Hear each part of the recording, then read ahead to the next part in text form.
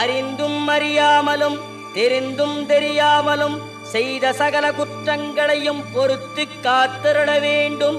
ஓம் ஸ்ரீ சத்தியமாய பொன்னு 18ஆம் படி மேல் வாழும் வில்லாளி வீரன் வீரமணி கண்டன் காசிராமேஸ்வரம் பாண்டி மலையாளம் அடக்கியாடும் ஓம் ஸ்ரீ ஹரிகரசுதன் ஆனந்த சித்தனையனையப்ப சுவாமியே.